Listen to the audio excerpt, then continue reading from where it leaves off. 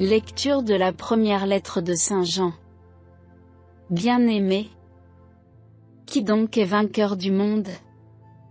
N'est-ce pas celui qui croit que Jésus est le Fils de Dieu? C'est lui, Jésus-Christ, qui est venu par l'eau et par le sang, non pas seulement avec l'eau, mais avec l'eau et avec le sang. Et celui qui rend témoignage, c'est l'Esprit, car l'Esprit est la vérité. En effet, ils sont trois qui rendent témoignage, l'Esprit, l'eau et le sang, et les trois n'en font qu'un. Nous acceptons bien le témoignage des hommes. Or, le témoignage de Dieu a plus de valeur, puisque le témoignage de Dieu, c'est celui qu'il rend à son Fils. Celui qui met sa foi dans le Fils de Dieu possède en lui-même ce témoignage. Celui qui ne croit pas Dieu, celui-là fait de Dieu un menteur, puisqu'il n'a pas mis sa foi dans le témoignage que Dieu rend à son Fils. Et ce témoignage, le voici, Dieu nous a donné la vie éternelle, et cette vie est dans son Fils. Celui qui a le Fils possède la vie.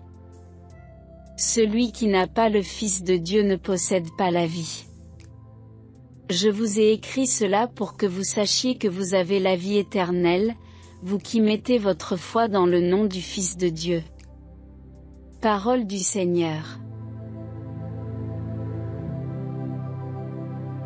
Glorifie le Seigneur, Jérusalem.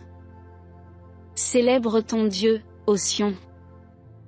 Il a consolidé les barres de tes portes. Dans tes murs il a béni tes enfants. Il fait régner la paix à tes frontières, et d'un pain de froment te rassasie. Il envoie sa parole sur la terre. Rapide, son verbe la parcourt. Il révèle sa parole à Jacob, ses volontés et ses lois à Israël. Pas un peuple qu'il ait ainsi traité.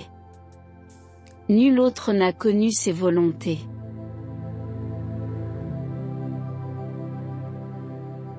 Évangile de Jésus-Christ selon saint Luc. Jésus était dans une ville quand survint un homme couvert de lèpre. Voyant Jésus, il tomba face contre terre et le supplia. « Seigneur, si tu le veux, tu peux me purifier. » Jésus étendit la main et le toucha en disant : « Je le veux, sois purifié. » À l'instant même, la lèpre le quitta. Alors Jésus lui ordonna de ne le dire à personne. Va plutôt te montrer au prêtre et donne pour ta purification ce que Moïse a prescrit. Ce sera pour tous un témoignage. De plus en plus, on parlait de Jésus. De grandes foules accouraient pour l'entendre et se faire guérir de leur maladie. Mais lui se retirait dans les endroits déserts, et il priait. Acclamons la parole de Dieu.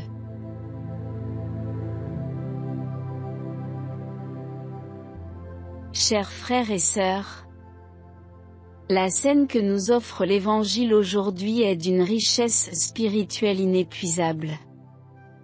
Un homme malade, atteint de la lèpre, s'approche de Jésus.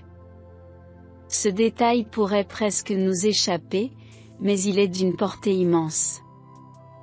Dans la société de l'époque, la lèpre n'était pas simplement une maladie physique, elle était un signe de malédiction, d'impureté, d'exclusion totale. Le lépreux était rejeté, isolé, condamné à vivre loin de toute communauté humaine, dans une solitude écrasante. Pourtant, cet homme franchit toutes les barrières sociales et religieuses pour aller à la rencontre de Jésus. Il ne s'approche pas avec arrogance ou désespoir. Il tombe à genoux, dans une attitude d'humilité extrême, et prononce ces paroles bouleversantes : « Seigneur, si tu le veux, tu peux me purifier. » Cette simple phrase contient tout, la foi, l'espérance et la confiance absolue. Le lépreux ne doute pas de la puissance de Jésus, il croit fermement qu'il peut le guérir. Mais il s'abandonne entièrement à la volonté du Seigneur. Si tu le veux, ces mots témoignent d'une foi qui ne cherche pas à imposer quoi que ce soit, mais qui accepte que le Seigneur seul sait ce qui est bon et juste. La réponse de Jésus est à la fois simple et infiniment profonde, « Je le veux, sois purifié ». Avant même ces mots, il fait un geste qui renverse toutes les attentes, il étend la main et touche le lépreux. En touchant cet homme impur, Jésus ne se contente pas de guérir son corps, il restaure sa dignité, il réintègre cet exclu dans la communauté humaine et dans la relation avec Dieu. Ce geste de toucher, si apparemment banal, est une révolution. Selon la loi, toucher un lépreux rendait impur celui qui posait ce geste. Mais Jésus, source de toute pureté, renverse la logique, ce n'est pas lui qui devient impur, c'est l'homme impur qui est sanctifié par le contact avec le Christ. Nous pouvons nous demander pourquoi Jésus choisit de toucher cet homme alors qu'une simple parole aurait suffi pour le guérir. C'est parce que ce geste révèle le cœur même de la mission du Christ. Jésus n'est pas venu pour rester à distance de notre humanité blessée, il est venu pour entrer pleinement dans nos souffrances, pour les prendre sur lui et les transformer. Par son incarnation, il a touché notre condition humaine. Par sa croix, il a touché la profondeur de nos ténèbres. Et par sa résurrection, il a ouvert pour nous un chemin de vie nouvelle. La première lecture de Saint Jean vient approfondir ce mystère. Elle nous rappelle que la foi en Jésus-Christ, Fils de Dieu, est ce qui nous donne la victoire sur le monde. Mais quelle est cette victoire?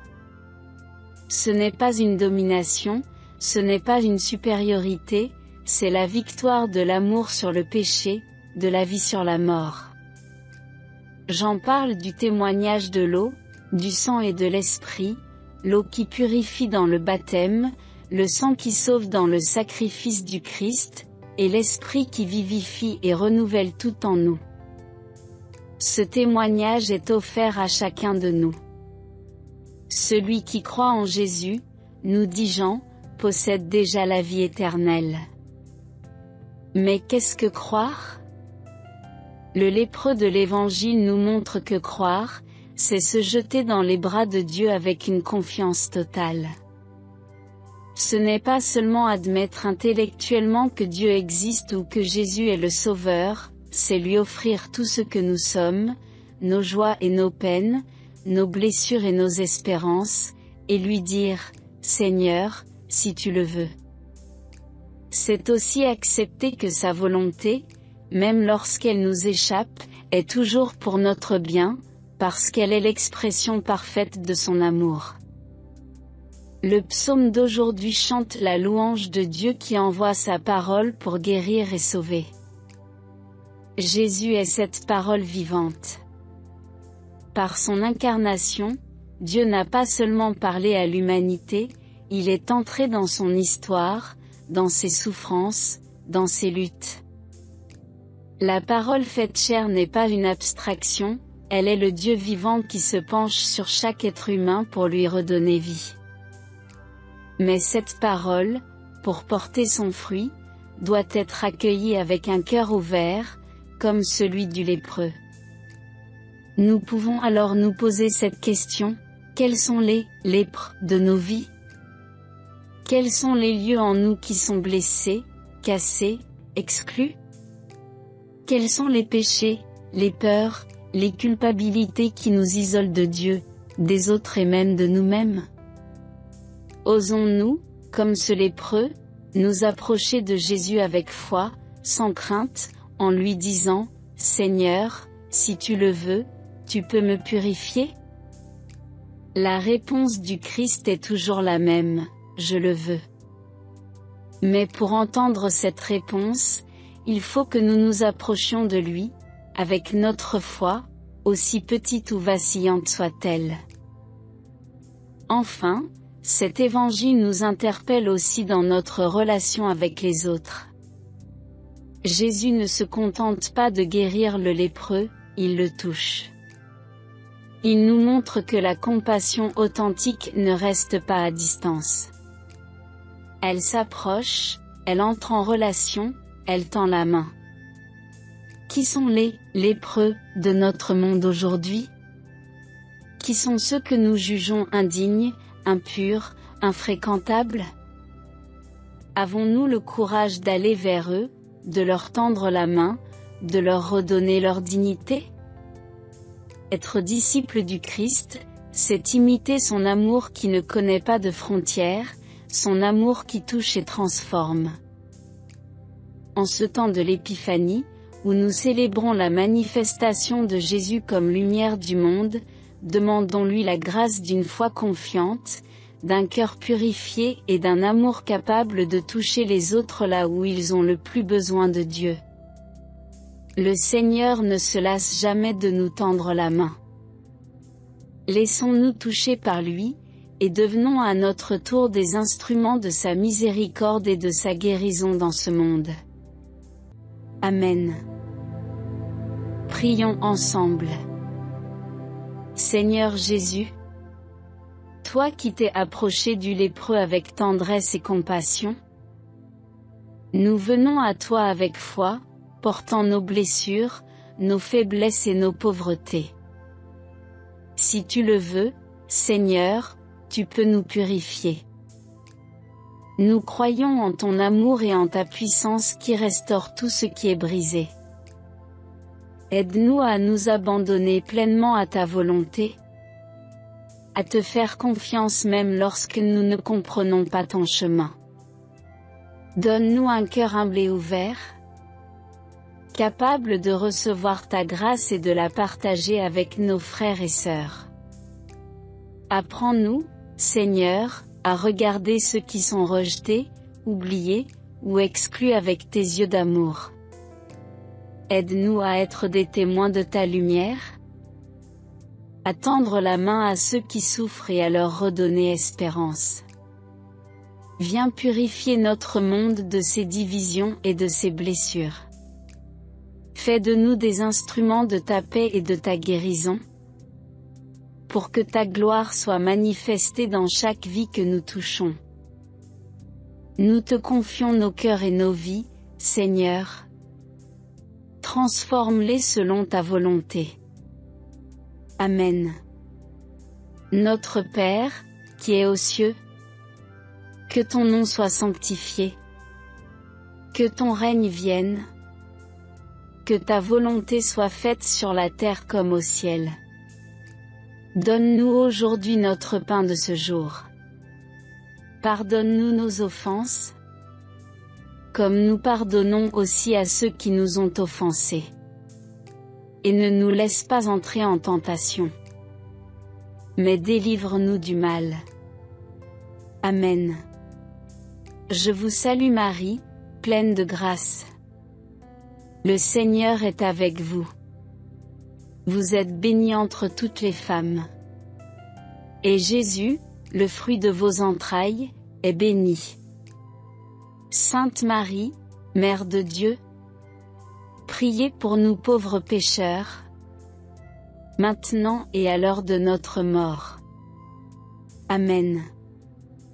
Gloire au Père, et au Fils et au Saint-Esprit, comme il était au commencement, maintenant et toujours dans les siècles des siècles. Amen.